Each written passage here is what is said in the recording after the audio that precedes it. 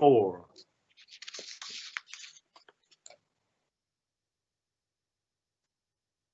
Good afternoon. I'm Bobby Donaldson, Professor of History and Director of the Center for Civil Rights History and Research at the University of South Carolina. Thank you for joining us for today's virtual Lunch and Learn discussion entitled Striking for Racial Justice.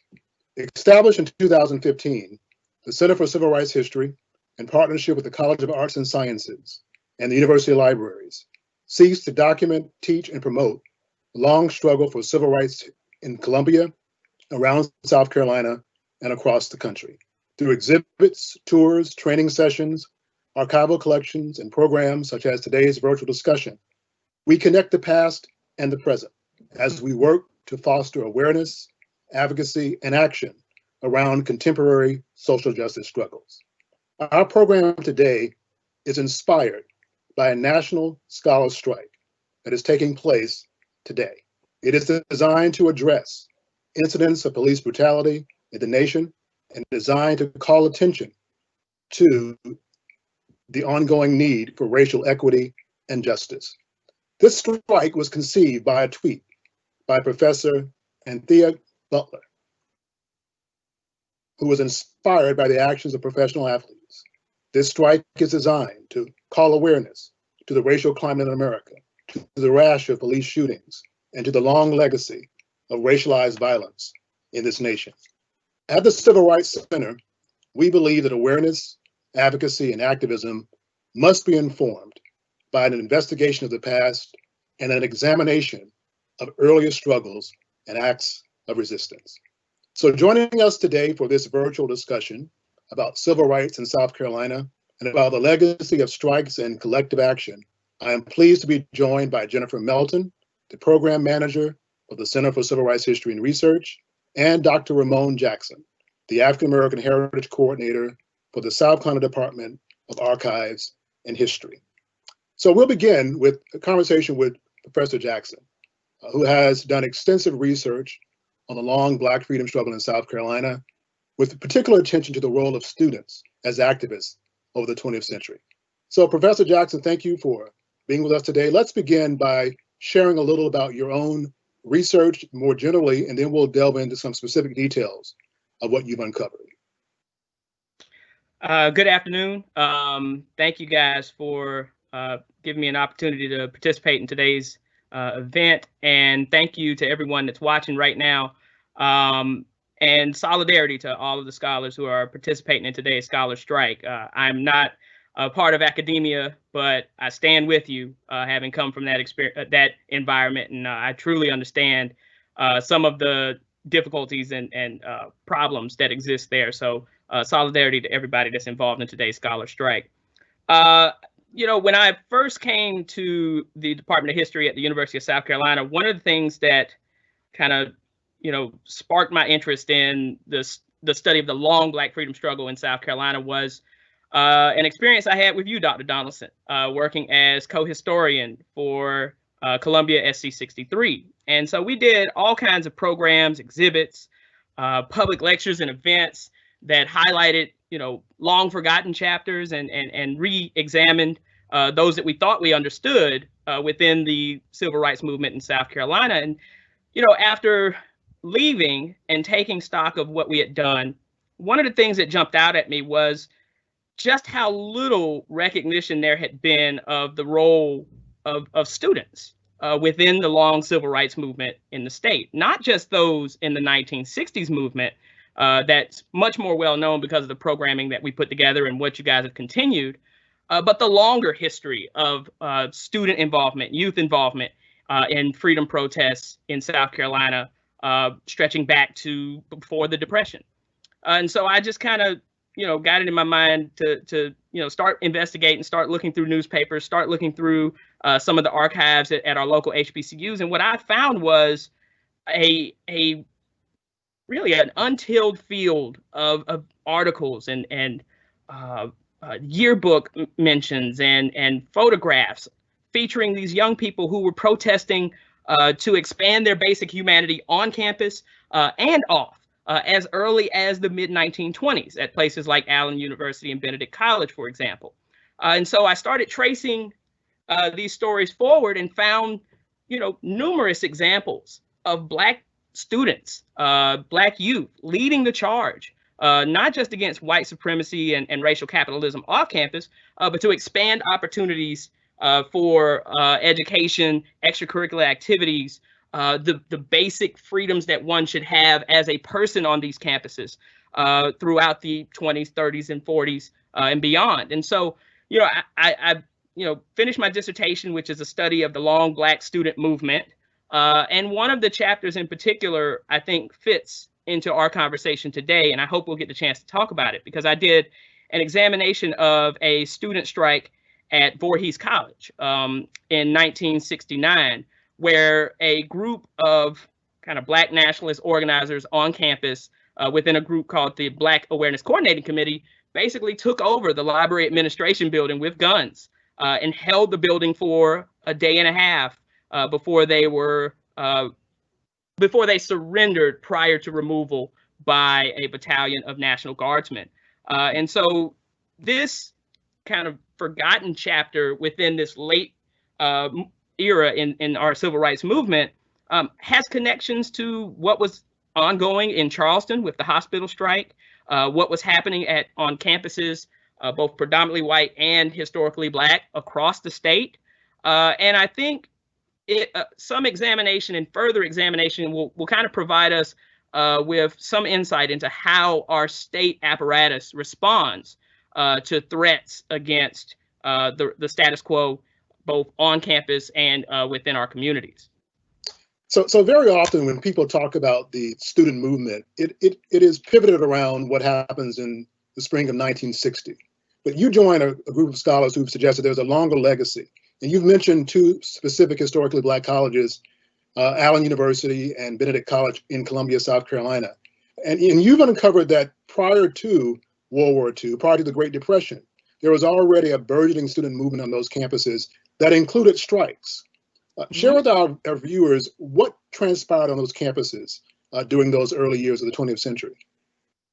Well, the existing literature as it stands really kind of gives a great deal of credit, and rightfully so, to the NAACP for being the catalyst for civil rights activism during the long Depression era of the 20s, the late 20s and the 1930s decade.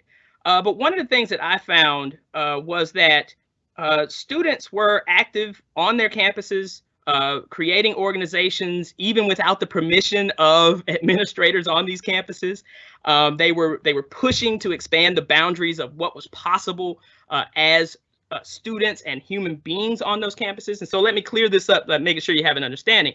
If you were a Black student on the campus of Allen University or Benedict College between, say, 1925 and 1940, you had very limited freedoms in terms of what you could do. There were, really strict regiments in terms of when you woke up, where you studied, what you ate, how you worshiped, where you could travel in the city, in part due to the cultural segregation that existed, but for other reasons, because of the way that people conceived young people and college students during that period. And so students at Allen University and Benedict College participated in several strikes. In 1929, a group of Black students at Benedict College, led by Charles Bailey, who was supposed to be the plaintiff in a later lawsuit to desegregate the University of South Carolina Law School. He led a cohort of his students in a shutdown at Benedict College, which basically closed the campus for a week and opened up new opportunities for students to participate in clubs, the creation of yearbooks and campus newspapers, and also opened up some opportunities for changing the structure of what was called Sunday chapel or Vespers at the time. So students had some options in terms of whether or not they'd be able to attend if they could get permission from administrators. So this may seem small in terms of the context of civil rights, but one of the things that we have to understand is that for participants in these early movements, it was all about stretching the boundaries of what was possible, where they happened to be.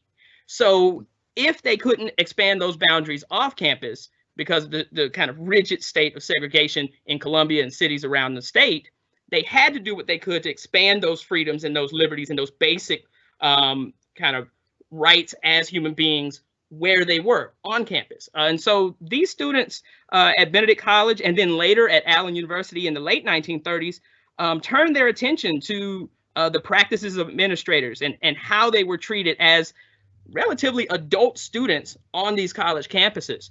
But there were connections to what was ongoing off campus as well. In the case of Allen in the late 1930s, students kind of spoke out against an effort to install a president by the name of E.F.G. Dent. And so what they argued was that not only was this an affront to their kind of status and their right to self-determination on campus, it was a symptom of racial accommodation and this kind of conservative mindset in pushing back against white supremacy off campus. And so those students in 1939, again, shut the campus down for almost a month, pushed for the installation of a brand new president that they chose, which essentially happened a year later with the installation of Samuel Higgins. And that whole movement had student representation as a part of that selection process. But a side effect of that movement... Let's go back for a moment, because I think people may miss the gravity of what you're saying. So you're saying in the heart of the Great Depression, students at an African Methodist Episcopal school shut down operations for a month. That's correct. Yeah, and most imagine that. And most people have no idea this occurred. Yeah, most people have no idea that this happened. And this was the catalyst in many ways for the creation of the South Carolina State NAACP Conference. Majeska Simpkins, John McCrae wrote extensively about this student protest, marveling at the kind of vigor and the outspokenness of these students as they took on this administration, which was, relatively entrenched and extremely powerful around the state, not just on campus, but within the church structure itself. And so as a result of these student activists speaking out, shutting down the campus, winning concessions that allowed them to expand what was possible on their campus, you saw adult leaders start to kind of think more seriously about what was possible off campus. And so, again, the state conference was founded on the campus of Benedict College. That's not an accident. These institutions were safe spaces for this type of debate and organization to take place. And in many respects, adult leaders look to the activities of young people and college students for inspiration in terms of what was going to happen next. So, of course, our conversation today is shaped and inspired by this national scholar strike. And you're talking now about the active role and activism of students in the 20s and 30s. What was going on among the faculty at places like Allen and Benedict during that period of time? Were they largely indifferent, conservative, or do they engage and endorse the struggles of students? It was a mixed bag. There are a couple of really great texts. Jelani Favor's new book, Shelter in a Time of Storm, talks about this idea of a second curriculum where faculty and their students would kind of formulate new ideas about protest and activism and Blackness within those student-teacher relationships. And you saw evidence of this at Allen, at Benedict, at State College, and other HBCUs around the South, which were kind of catalysts for those early civil rights movements during the 1940s. But there were other faculty who kind of looked askance at what was happening, who were part of a more kind of Victorian tradition of Black education, who looked to the Hampton model more than a Du Boisian model, for example, for how Black students were supposed to be trained and educated and kind of assimilated within the capitalist system in America. So, it was a mixed bag, but in many respects, the successful movement at Allen was made possible in part by support from more secular and progressive members of the AME Church, folks like Dr. Mance, for example, who kind of supported these students and advised them on ways to kind of speak out against the administration without endangering their education. One thing that I want to make clear, since this conversation is about police brutality, The police were present as a force on public and private historically Black campuses from their very inception. They policed those grounds regularly. When these movements sprang up, they were always brought in to kind of quell dissent. In the case of the Allen movement, for example, there were 6 students arrested, one of whom was Mr. Kennedy, Arthur Kennedy, who became a member of the inaugural class at South Carolina State Law School after he left the military for various reasons. And so, the police were always used as a way to not only protect Capitol, but to stifle dissent. They would often bring in white supremacist politicians like Coleman Blease, for example, who made an appearance during the Allen strike, and for keeping it clean, referred to the students as dogs, and chastised them for what he thought was embarrassing the Allen community. And so white supremacist politicians, the kind of law enforcement apparatus was always present. It was always a threat, whether the students were on a public or a private campus. Mm-hmm. So to move forward, the Allen students particularly, so in 1956, you've documented well the student strike at South Carolina State that mm-hmm. was endorsed by students at Allen and Benedict College. What was going on in the 1950s that sets the stage for the real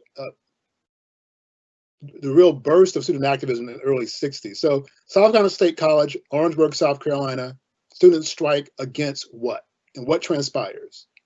Well, the mid-50s civil rights movement was really a catalyst for what took place at South Carolina State College and Claflin University in the mid-1950s. The push to desegregate public schools after Brown was met with, economic terror, violence, a great deal of resistance on the part of whites in Orangeburg, Clarendon counties, and other parts of the state. And so recognizing the threat not only to their parents and their loved ones in the surrounding communities, Black students on the campus of South Carolina State College began their own counter boycott of white merchants in particular, who were members of the White Citizens Council, that were vendors. They owned businesses that were vendors to South Carolina State College and Claflin University. And so they basically went on food strikes. They organized a boycott of classes in 1956. The leader of that boycott was Fred Moore, who later became an attorney with the NAACP and a prominent activist, as the 50s went on. But these movements were kind of parallel in many ways, but there were moments where they intersected, and they usually intersected on the campuses of Black colleges and universities or PWIs by the 60s once things desegregated. And the other reason that students began to speak out was that they were extremely upset with the kind of autocratic rule of one person in particular, Dr. Benner C. Turner, who was the president of South Carolina State College. He was appointed by the governor. So again, you have this kind of example of state control of a public Black institution. And so he ruled the campus with an iron fist and instituted rules and regulations that left him as, in many respects, the kind of sole arbiter of justice or injustice on campus. When students would be up for expulsion, for example, there was no committee that one went to plead their case. They went straight to the president, and if he decided that it was time to go, it was time to go. And the governor and the all-white board of trustees would back him up. And so he ruled that campus with an iron fist for almost 2 decades before a later movement in the mid-1960s known as the Cause resulted in his eventual resignation. And so, again, these movements intersect. They're parallel in many ways, but when they intersect, it's usually the students who are pushing for change, who are operating to the left of their adults, and who are really agitating in ways that are kind of novel, and then also kind of recycle some of the old techniques and traditions of earlier movements. Okay, so for our listeners and viewers, as we move along, if you have questions for our speaker today, please feel free to place those in the Q&A chat box here on this platform. So, Dr. Jackson, of course, you are well informed about what transpires in Denmark, South Carolina, in the spring of 1969. And very often, when people tell the story about Voorhees, we're reminded that many of the leaders of the state were fearful that Voorhees would be a repeat of Orangeburg, February of 1968. So, for viewers who may not know the chronology or the timeline, what transpired between February of 1968 and the spring of 1969 between Orangeburg and Denmark, South Carolina? Now, one of the things that I thought was really kind of a shortcoming of the literature on South Carolina's movement during the 60s was that there's really no mention of Black power. I am stunned when I read these studies of one of the states with the greatest Black population, and there's no mention of Black power, Black nationalist organizing, Black politics. It's almost as if history stops at 1966, and then there's this kind of appendix that's the Orangeburg Massacre, and then we move on into some kind of pluralistic, desegregated, dignified society. And I'm here to tell you that if you look at the post-Orangeburg movement, you see countless examples of poor Blacks, working class Blacks, kind of more radical members of the Black middle class speaking out about the shortcomings of desegregation and the brutality of law enforcement and the negligence of state officials in terms of healthcare, education, and all of the things that one needs to live a prosperous life. So on that note, after Orangeburg, what happens is the following month, there's a mass protest on the grounds of the South Carolina State House, March 7th, 1968. The leaders of this march were students. There were students from South Carolina State College in Orangeburg. You also had students from Claflin University, Allen, Benedict, and there were out-of-state students from Mississippi and North Carolina A&T in particular, who came to the State House to protest against the violence that took place in Orangeburg. That was not an isolated incident. The Orangeburg Massacre was a catalyst for Black campus organizing all over the country. You had students at Howard University, for example, who issued what was called the Orangeburg Ultimatum to administrators before shutting down administration building that same month. You had students at North Carolina A&T before they came to participate in the protest at the State House, who held mock funeral processions through downtown Greensboro, expressing solidarity with Black students in Orangeburg. At Voorhees, you had protests on campus, not just against what happened in Orangeburg, but against the presence of Governor Robert McNair, who had come to the campus to take a tour to get a sense of some of the changes that had taken place over the previous 5 years. So students were already in motion, and the Orangeburg Massacre was really a catalyst for greater Black student activism all over the country, especially in the Deep South. So for people who may not know, what was the Orangeburg Massacre? What transpired, and why is it not widely known? Well, the Orangeburg Massacre was an event that took place on February 8th, 1968, shortly after a protest at a bowling alley, a private bowling alley, the All-Star Lanes in downtown Orangeburg. Students, erupted into protest there. They were assaulted by police. They fled back to campus where they held a nighttime rally, complete with bonfires and fireworks. The students were gathered there to kind of express their discontent with continued segregation in the city of Orangeburg. Now, mind you, this is 4 years after the passage of the Civil Rights Act of 1964.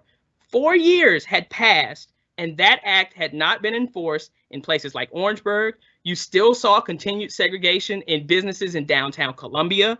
I did a great interview with Luther Batiste, who was a student activist at the University of South Carolina, where he talked about being a freshman in a dorm on campus, leaving campus to go to a local restaurant, and they basically threw him out because he was Black, and segregation was still the law of the land, even in downtown Columbia.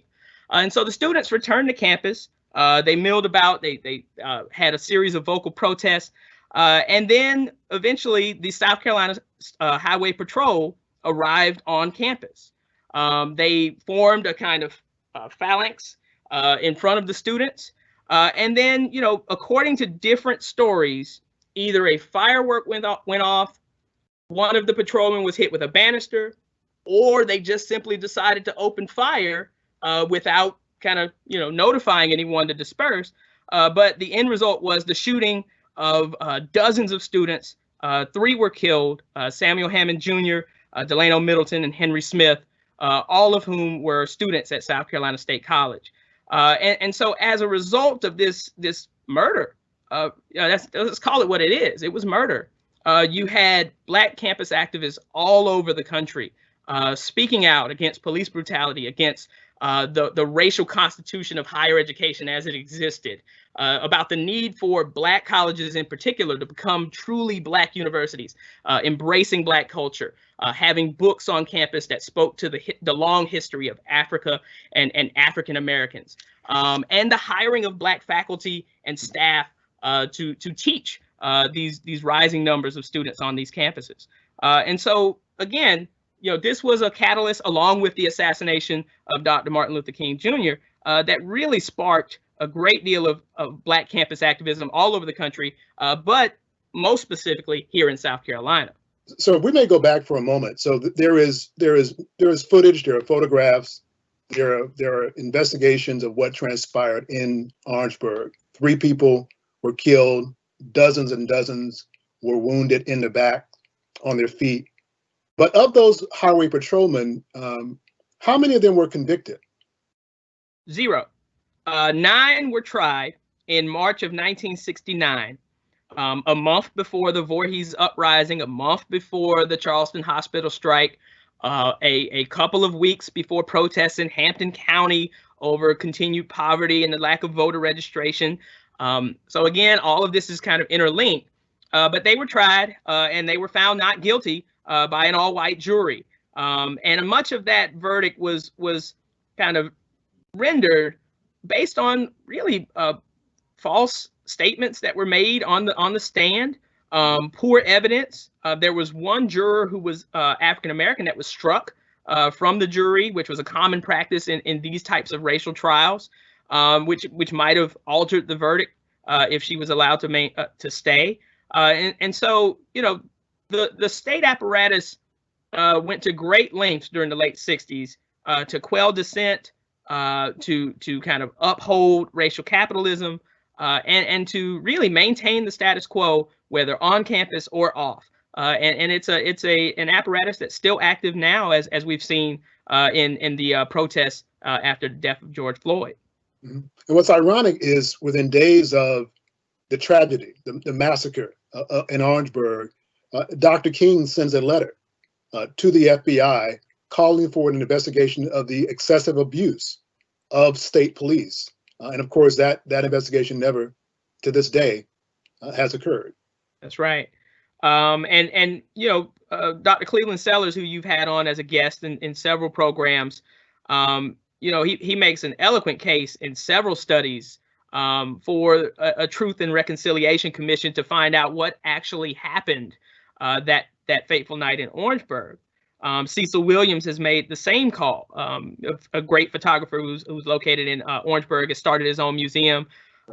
He has a fantastic book of photographs from this period called Orangeburg 68, which also has a really detailed recounting of what happened during the buildup to that protest and those shootings. And he makes the same call for a push to find out what actually happened. I think as more time passes and that generation kind of fades from the scene, those calls will probably grow more faint, and that's a concern, because if a state law enforcement agency can get away with shooting students in cold blood on a public African American campus, there's no telling what else they may be able to get away with. And of course, Cleveland Sellers was one of those persons wounded, and he was convicted of starting a one-man riot in courts. And what was ironic about Sellers, you mentioned the erasure of Black Power in South Carolina. He was labeled quickly as a Black Power advocate, an outside. Go back to that other picture. You just posted another picture, and this one, this is another point I want to kind of emphasize here. This one right here. Yep. Nope. Go back up. That one right there with Governor McNair meeting with the students in March of 1968. Not this one. The next one. Yeah. So these are photographs that are housed, some in the archival collection of the university. Many were in negatives, buried literally in the state newspaper until very recently. Yeah, and see, this was a meeting of students who were members of the Black Awareness Coordinating Committee at State College. These Black Awareness Coordinating Committees were in many respects the kind of next phase of campus organizing that was enacted by former members of the Student Nonviolent Coordinating Committee, who came to the Deep South to organize Black students on campus. Dr. Cleveland Sellers, who I mentioned earlier, George Ware helped organize a group of students on the campus of the University of South Carolina, and a number of other kind of grassroots organizers would have these kinds of meetings and bull sessions and study sessions with Black students who were interested in Black power, Black nationalism, and the history of Black people.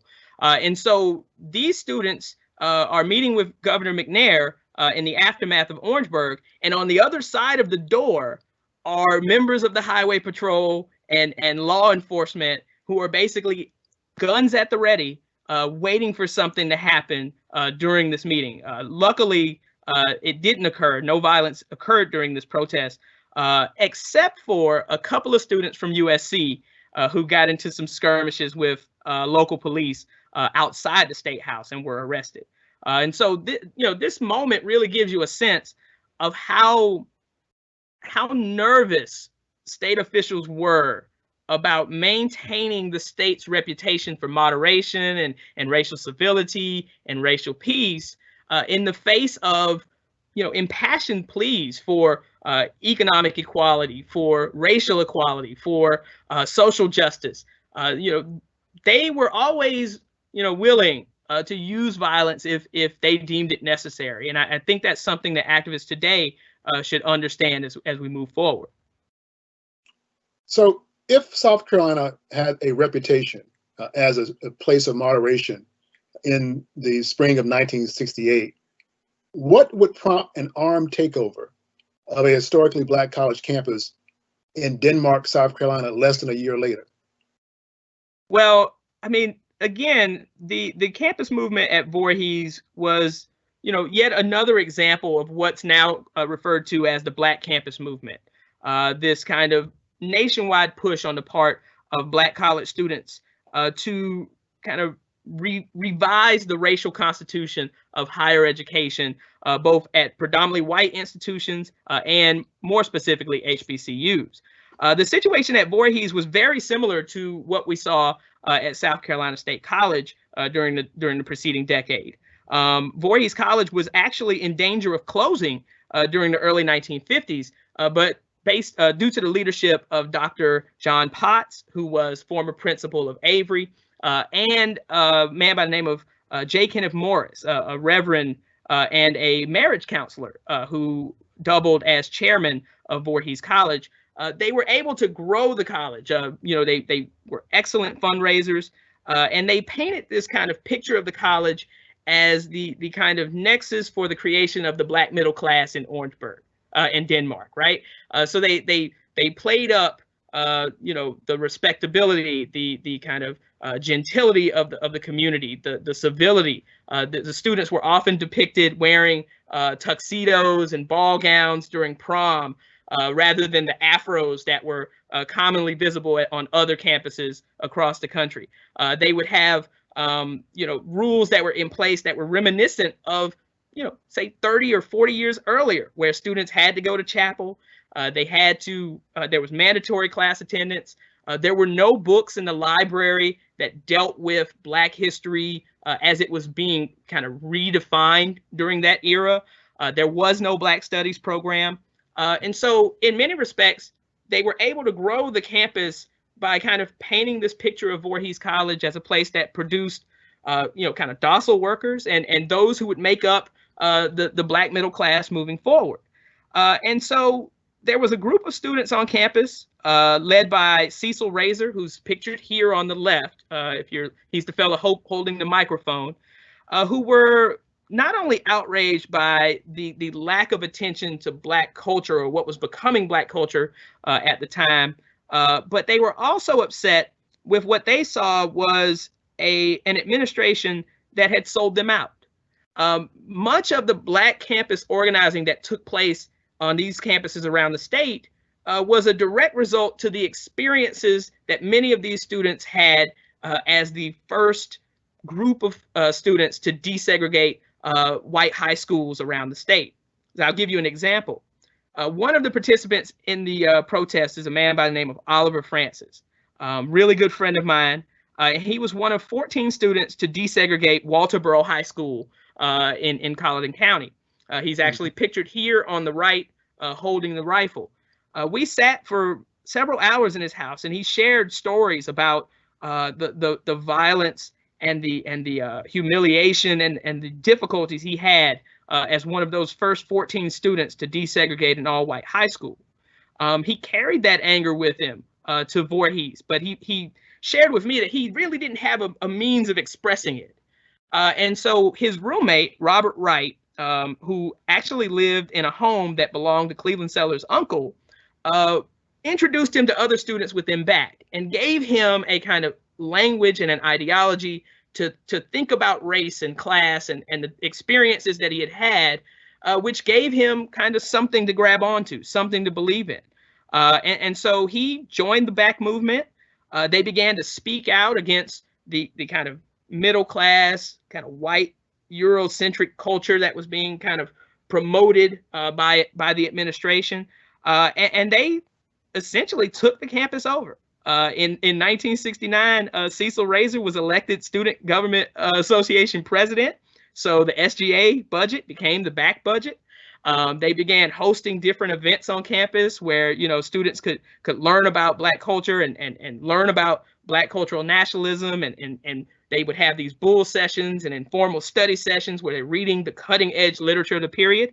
And as a result of Orangeburg, they got the idea that to create some kind of change on a campus that was really, not moving forward in the way that they saw it should, they should do something dramatic.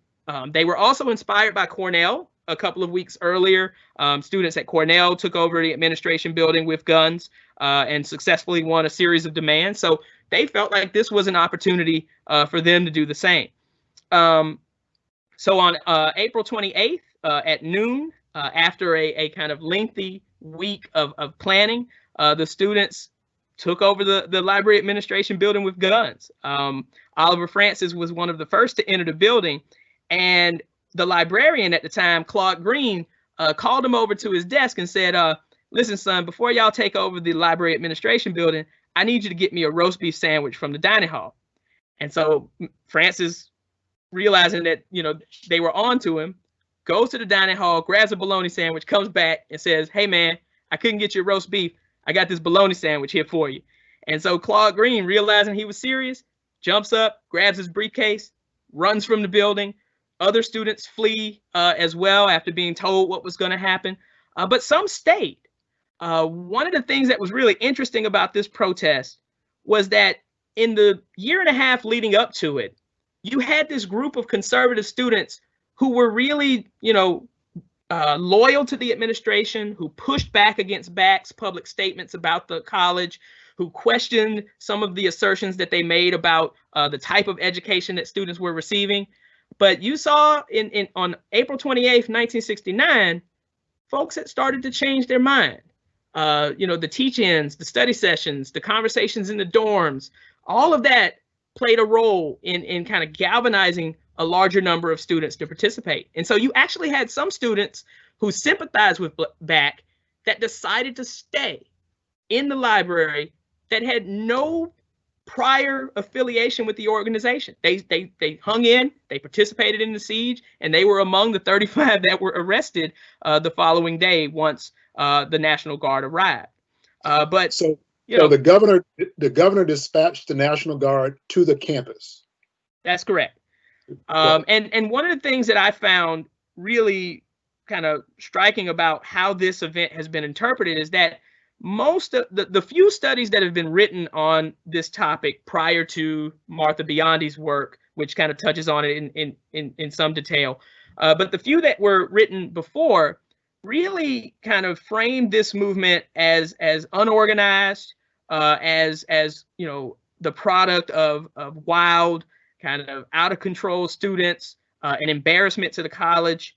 But what I saw was a group of young people who were reading the cutting edge literature of the period, who had an understanding of what they believed a truly Black university should be, who issued rather sophisticated demands to the administration, everything from an increase in the minimum wage for college staff and its workers, to the creation of a Black Studies program that taught the history of Black people, both in Africa and the Americas, to the creation of programs off campus to help single moms, to provide health care to the elderly and the poor, to build community organizations that helped poor Blacks in Denmark who were struggling with generational inequality.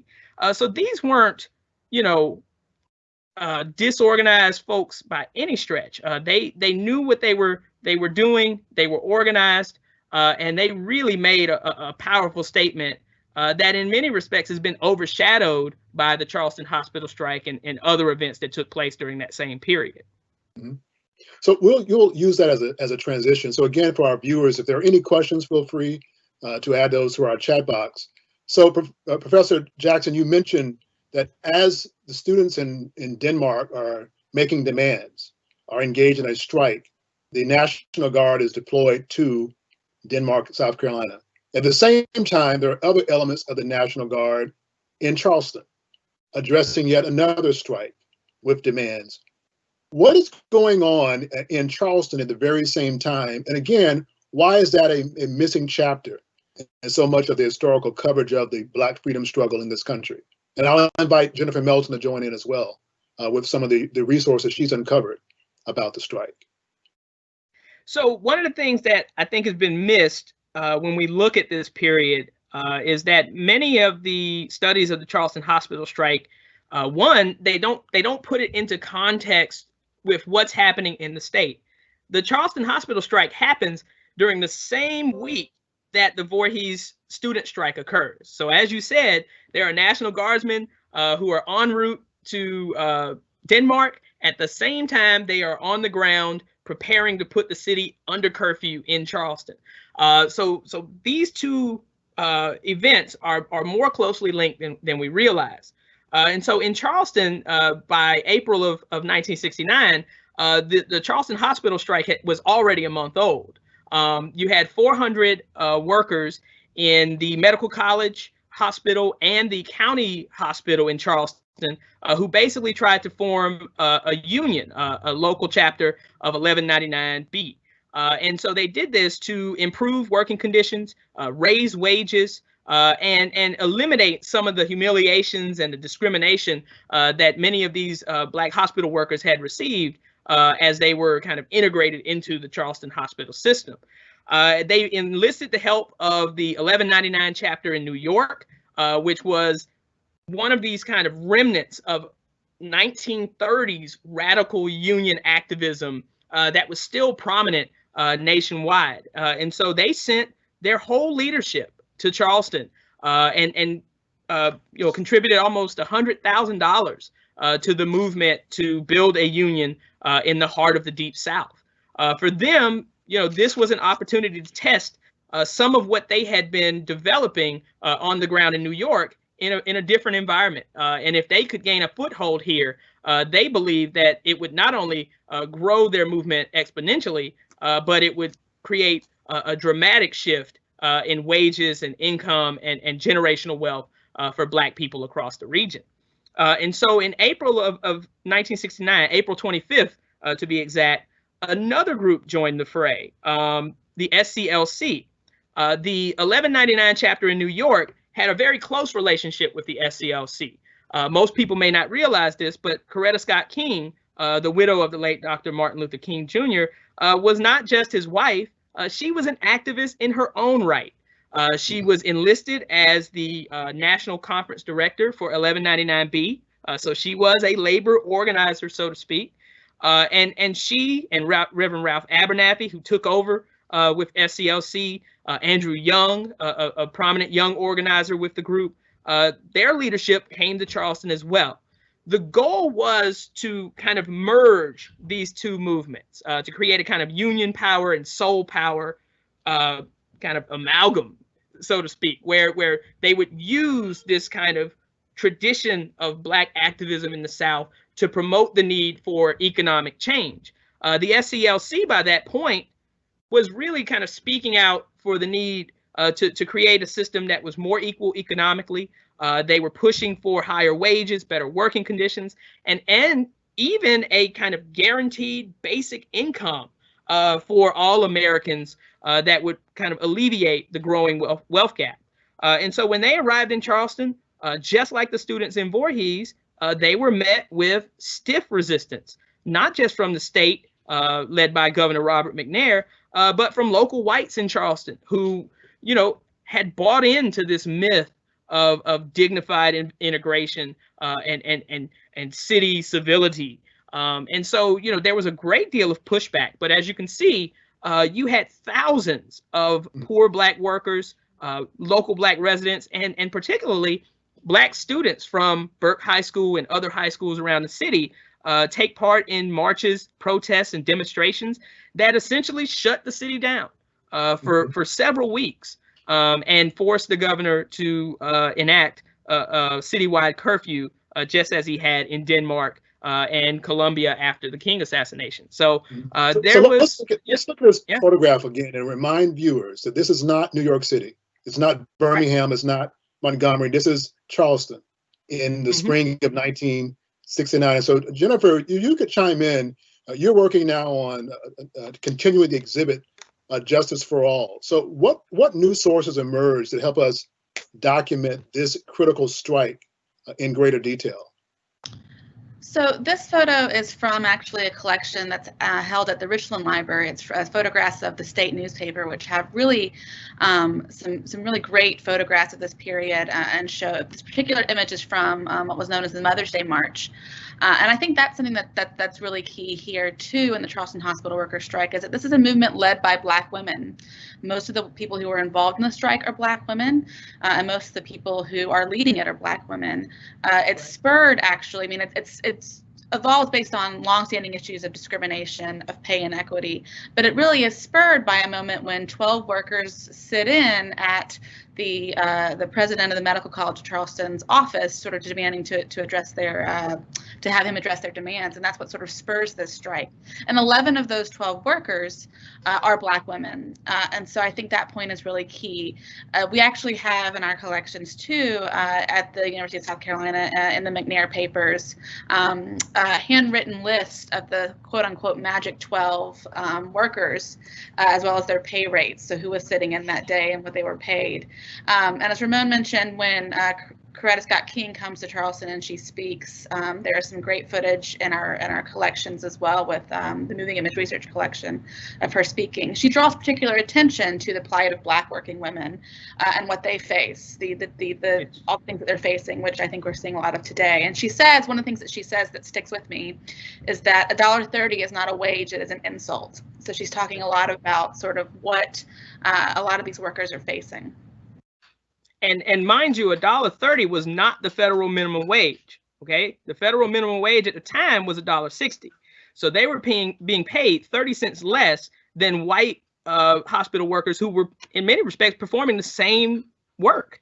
And then they also had to endure all kinds of racial insults, epithets, and these kind of other symptoms of the racial caste system that had yet to be broken down. So, there was a lot to this. I think the role of Black women is essential here, because in every movement, they are usually the lead organizers. They are usually the kind of catalyst for change, and this was no different. So, Dr. Jackson, I want to wrap up and then turn to our questions from those who are viewing. So, in recent months, this scholar strike has been sparked by the tragedies of this past summer, and what has transpired in this nation. And as you've taken stock of what has occurred, as a teacher, what are the historical lessons for those who are on the front lines today in Columbia and around this country, who are battling for social justice? What might be the takeaways from Denmark or Charleston or Allen or Benedict from the early part of the 20th century? So what are the historical lessons from the research that you've conducted over the past decade? Well, the biggest lesson to me is the power of militant community organizing, and using the available kind of political levers to create social justice. And one of the things that is important to note is that young people, again, from as early as 1925 here in South Carolina, were at the forefront of these movements for change. They weren't just kind of following the lead of adult leaders and organizers. They were doing it themselves. So as a former instructor and in the work that I do at the archives, one of the things I often tell young visitors is that you have the power to create this kind of change that we need so desperately. Don't wait for adults to make the decision, because earlier generations didn't, and history caught up to them. And so I think one of the most important lessons that I've learned in this research is that young people are powerful. They're not beholden to any of these political networks. They're not as closely tied to places of employment, so there's less risk of being fired or some form of economic terror as a result of activism. That may not be as true today with the student loan situation, but in many respects, young people are able to do things as activists that folks in their 30s and 40s may have reluctance to do because of their particular situation. They don't have kids, for example. So I think that the most important lesson that we can learn from this history is just how powerful youth and college students were and are. And we're seeing that today with images like the one that you guys have displayed here. The other thing that I think is important to note is that the state apparatus moves most violently when there is potential for an interracial coalition to create social and economic change. One of the things that I've been struck by, both in the late 60s and this current movement, is just how willing state leaders are to use military force and surveillance and all of the tools in their kind of toolbox of repression against our young people, just for speaking out for racial change and for social justice. During the late 1960s, the presence of the National Guard or the State Highway Patrol, was usually amplified when white students were speaking out alongside those of color on these different campuses. At USC, for example, when Black students and white students were speaking out against the Vietnam War, it resulted in all kinds of violence in front of the Russell House in the spring of 1971 between local law enforcement and a group of Black and white students. You saw the National Guard stationed not just at HBCUs like Voorhees, but they were present at Furman, and they were present at the University of South Carolina. They were present wherever these types of movements had potential to flourish. And so I would caution activists to understand that South Carolina may be built on manners and civility and this reputation for moderation, but make no mistake, when property is endangered And when this status quo is under question, they will not hesitate to use surveillance, military force, all of these different tools in the toolbox to repress change and slow it. So, Jennifer, are there any queries from our audience today? Yes, we do. We have a few. So the first one is from Dr. Gerald Wilson. If you can talk about why the Orangeburg massacre was well known in the Black community, but nationally did not receive the attention that Kent State did. Well, one of the things that I've kind of come to understand about the way the state resists social movements here in South Carolina is that the media plays a huge role. During the late 1960s, the Post and Courier, the state, to an extent, were kind of mouthpieces for the state administration. So right after Orangeburg, what you saw was that there was actually balanced coverage of what happened. You had mainstream newspapers who flat out said that the students were unarmed, that they were peacefully protesting, and then they were shot by state highway patrolmen. After Governor McNair issued a statement a few days after Orangeburg, basically accusing the students of being not only armed, but engaging in a shootout with highway patrolmen, you saw these state media, the state media kind of pivoted and began describing the students as rampaging. There's a clip with the Moving Images Research Collection of one of the local television news stations just describing the students as having gone on a rampage and then opening fire on the highway patrolman, and then they died, right? And so the way the story was covered by Black newspapers and white newspapers shaped public opinion. So you had folks like Nathaniel Abraham, for example, who covered Orangeburg extensively, who continued to kind of stress that Black students were unarmed and were really victims of white supremacist violence by law enforcement. But the circulation of his paper was no match for the message for that which could be reached by the Post and Courier and other white newspapers in the state. And you see similar patterns today. Like, for example, the flag issue. One of the things that kind of disturbed me recently was, there was a story issued by the state newspaper where they described the removal of the flag as the beginning of change.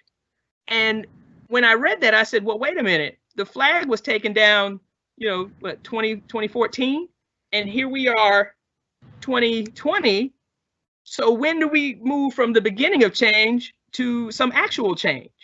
And so you got to be careful about how you read these stories and how they are interpreted, because sometimes, the media may mean well, but the message that they share kind of tilts public opinion one way or the other, or shapes collective memory in ways that historians will have to clean up a little bit later down the road.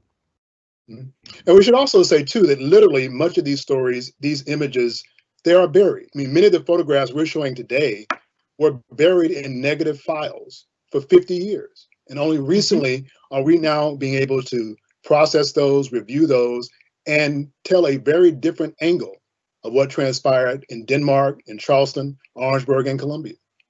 And even a place as small and rural as Hampton County had these types of uprisings, right? Where you had, yeah, that's right, Allendale, the riot at the courthouse. And so, this type of vocal protest continued even after the hospital strike.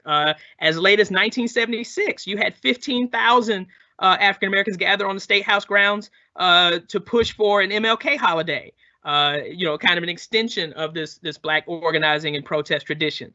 There were countless protests here in Columbia, led by Redfern Deuce, the president of Black On Nation and a newspaper editor who constantly spoke out against police brutality and violations of Black bodies by law enforcement.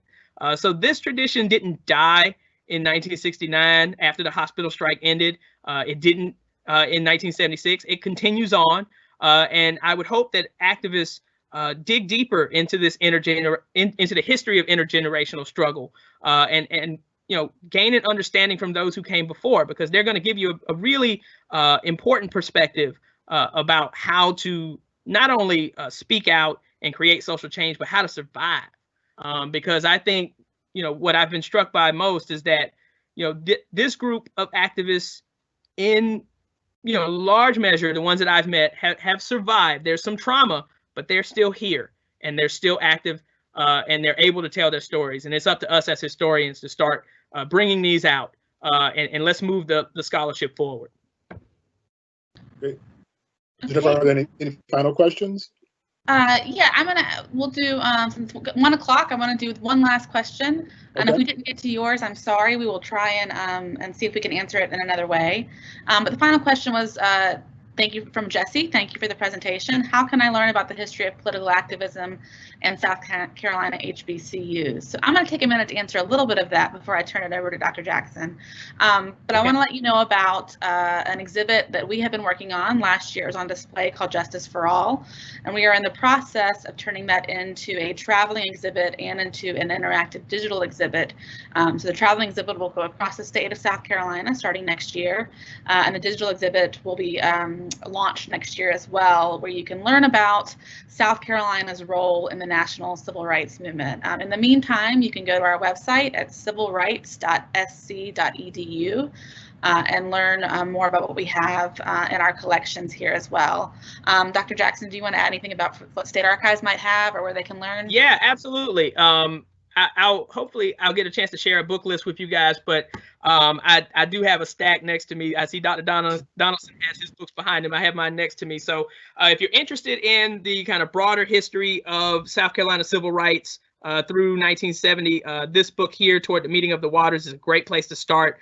So if you're interested in just kind of starting down the path to learn more, I would start here. These are excerpts from a conference that was held in 2007 at the Citadel on the long civil rights movement in the state. There's some great accounts from former activists, from historians, and others that will give you a good sense of the lay of the land. Two other books that I have next to me, if you're interested in the broader Black campus movement, of course, there's this one here, The Black Campus Movement, by then Ibram Rogers, today Ibram X. Kendi. For those of you who are familiar with his work on anti-racism, he cut his teeth at kind of tilling the field for us scholars who are interested in Black campus activism. So definitely want to pick that up. And then Martha Biondi's book, The Black Revolution on Campus, is another excellent study as part of the Black campus movement literature. And then lastly, I would suggest this one here, brand new book by Dr. Jelani Favors, Shelter in a Time of Storm. Really great study of the long history of Black student activism at Southern HBCUs. Excellent, excellent. And then lastly, but not least, there's some good local studies. Of course, we've got a couple of biographies. The River of No Return, a biography on the life of Dr. Cleveland Sellers and his role in the as the scapegoat for the Orangeburg Massacre, and Jack Bass's book on the Orangeburg Massacre. One of the great things about this one, in my opinion, is that it really gives you some great insight into the victims of the Orangeburg Massacre, who they were and the types of students and athletes they were. Really gives you a picture of why State College students love them so much and have responded in the way that they have over the years to what happened there. So those are just a couple. The work of William Hine on South Carolina State University is excellent as well. And lastly, if you're interested in white student activism in the South, I'd recommend Dr. Michelle's book, Struggle for a Better South. Talks about the Southern Student Organizing Committee, which had a vibrant chapter at Furman University, and those activists experienced very similar types of surveillance, intimidation, militarized shows of force to those that dealt with the same thing on Black campuses. So just a few there. Happy to answer any questions anyone may have. They can contact me anytime. But I hope this has been a good experience for everybody involved. Well, Dr. Jackson, we're deeply grateful for a provocative and informed conversation today. Very proud of you and the work you're doing. As a reminder, this is in solidarity with a national scholar strike. To learn more about what's going on around the country, visit www.scholarstrike.com. Jennifer's also told you about our own website and other resources, but also to just take note, on October the 13th at 6:00 p.m., we'll have a virtual program entitled Remembering the Freedom Rides. And we'll have a conversation with Charles Person and Joan Browning, two of the Freedom Riders in 1961. Charles Person came through Columbia in May of 1961, so he will share his memories of what transpired. That's again, October 13th at 6:00 p.m. To all of you who joined us this afternoon, thank you for your participation. To our friends in the Department of Information Technology, thank you for your support. Have a good afternoon.